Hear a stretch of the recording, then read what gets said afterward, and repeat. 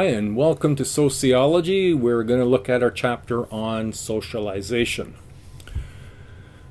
On a cold winter day in 1938, I know it's a long time ago, a social worker walked quickly to the door of a rural Pennsylvania farmhouse, investigating a case of possible child abuse.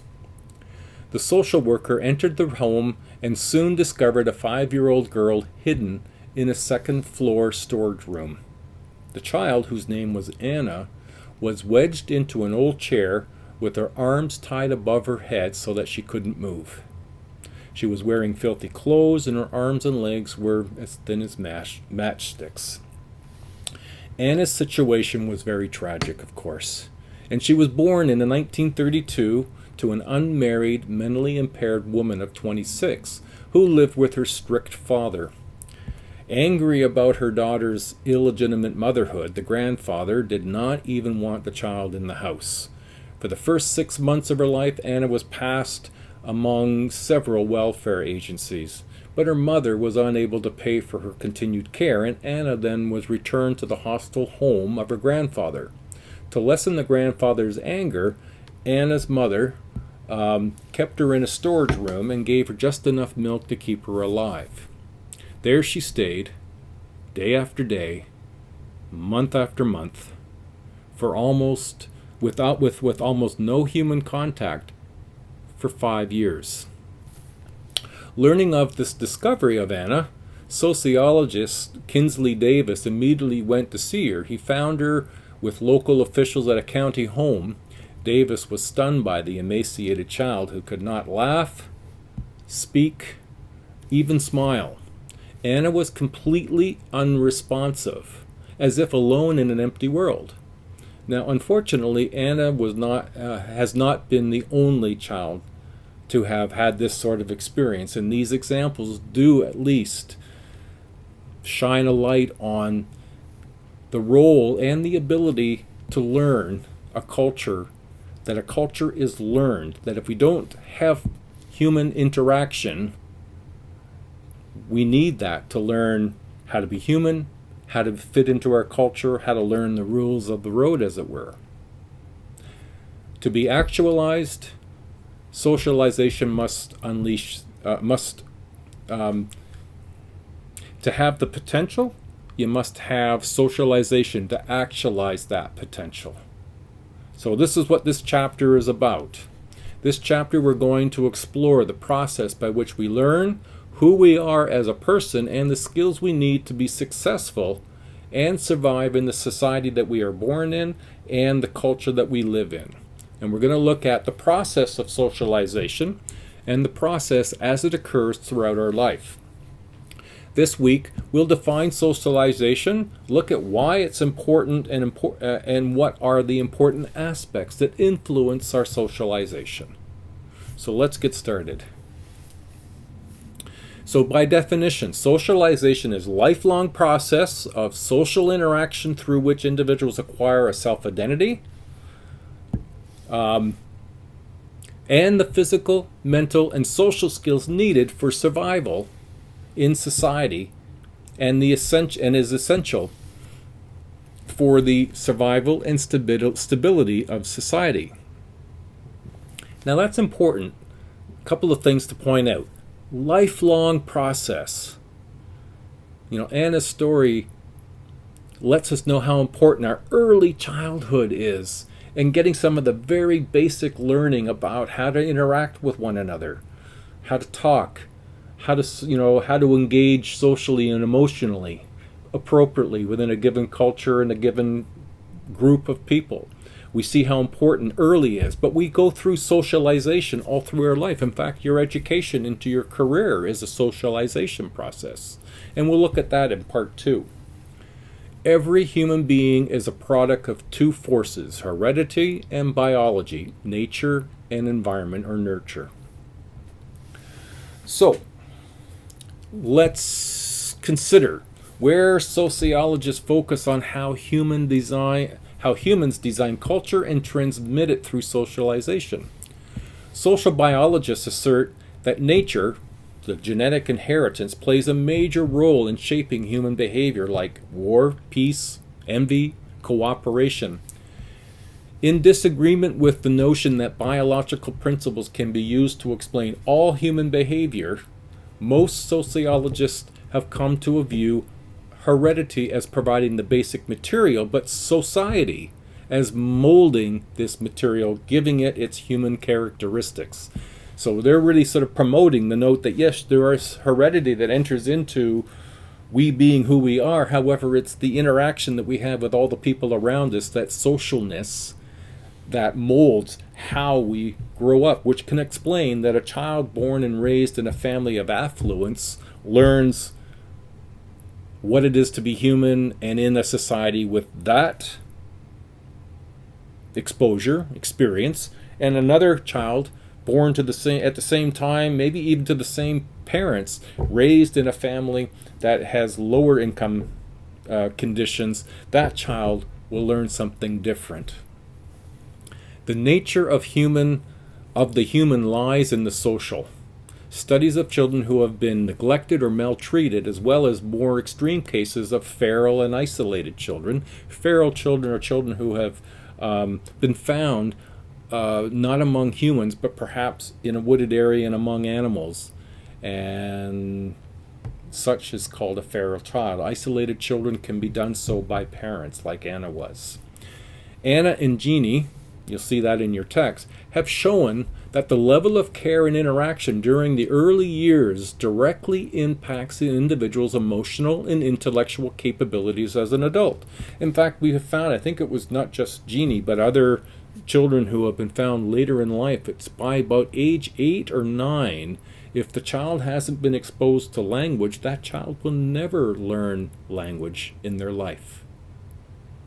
So what are the consequences to children of isolation and physical abuse as contrasted with the social interaction and parental attention, or parental affection, I mean? Essentially, when children are getting their needs met through affection, warmth, and closeness, they tend to see the world as safe and comfortable with trustworthy people in it. Children exposed to less than adequate care are not emotionally supported and are rejected and abused, will see the world as hostile and something to fear.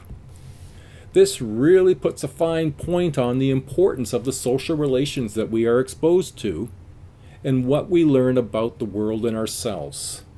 Now, sociologists emphasize that the social environment is a crucial part to the individual's socialization. It's essential for the individual's survival and the growth. It's essential for the survival and stability of society. So its content varies from culture to culture. What we believe about ourselves and our society and the world is largely a product of our interactions with those around us. You know, you might wonder, where do I get my belief about the world?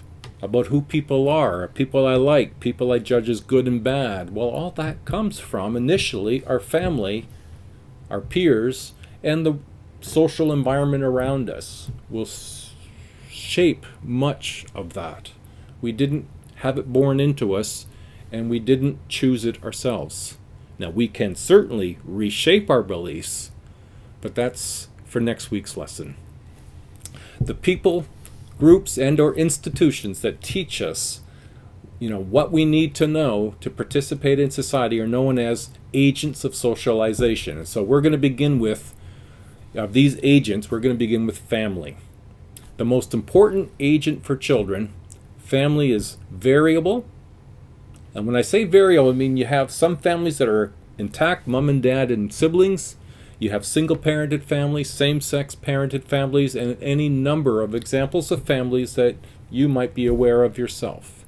So families, irregardless of how it appears, how variable it might be, is still the most important agent. It's the first point of contact for children. So how we hold and speak to a child that's born to ourselves, what we say, how we communicate, how we hold them, when we hold them, how long we hold them, how we respond to them, all contribute and shape who that child will ultimately become.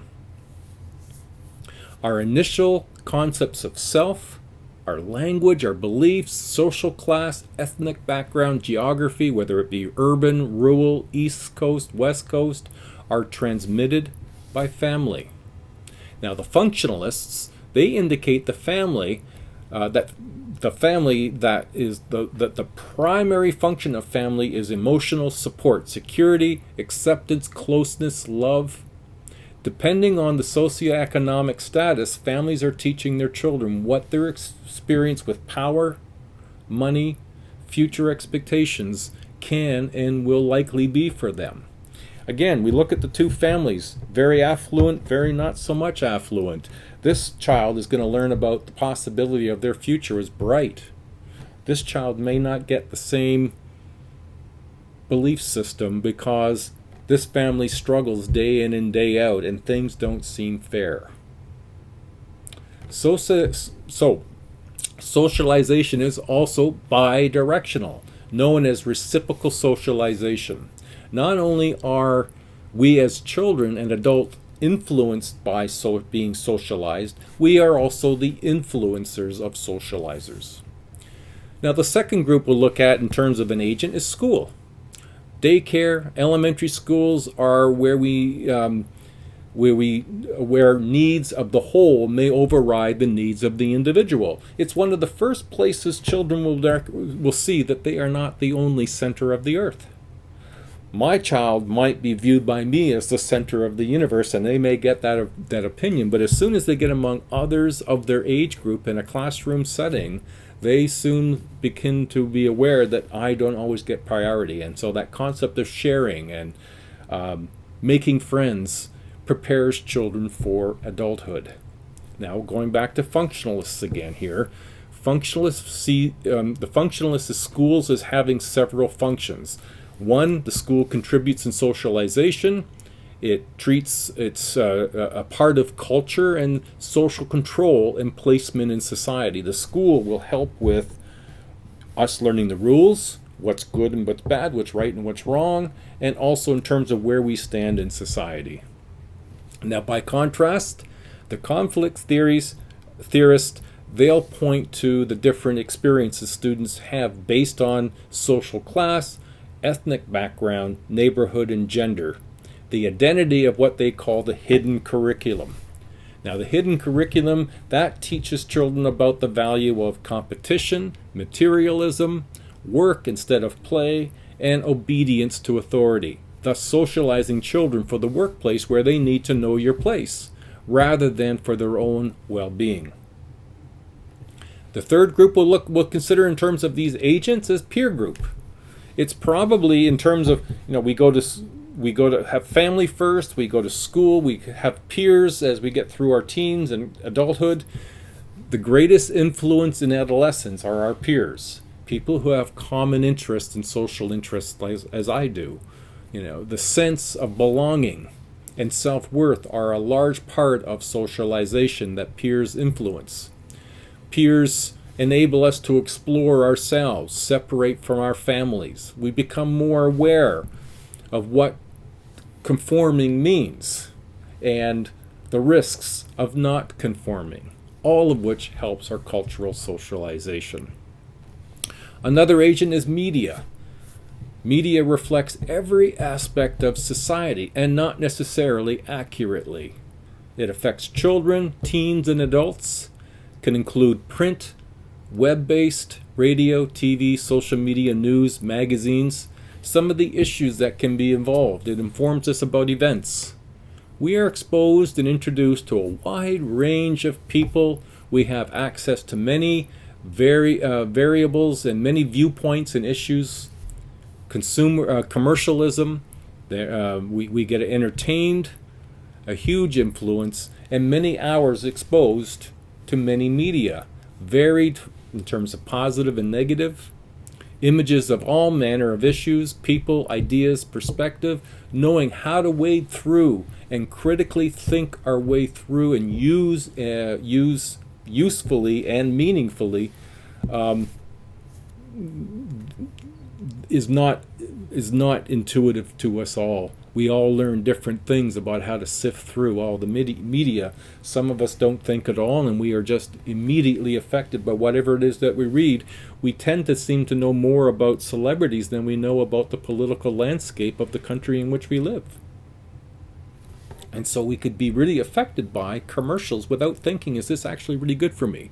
Vaping is a good example, and this is partly an issue that's starting to emerge. Is, we're all excited about the flavors and the tastes of the convenience of vaping, and yet we're unawares of the consequences. And certainly the companies haven't heads this up. They just let us go about the business of getting these nice, tasty vaping products without thinking about the long-term impact it might have on our lives.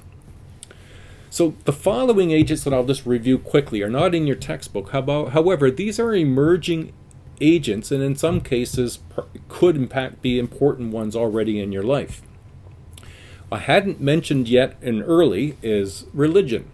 Religion has influence on what we term as moral, our beliefs, and the course of choices that we make and how we treat and see other people. Sports.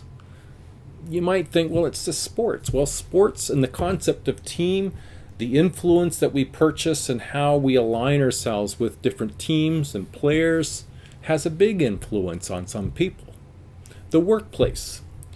Again, teams, friendships, and a place where we spend a great deal of our time as an adult is going to influence how we view the world around us and how we view ourselves.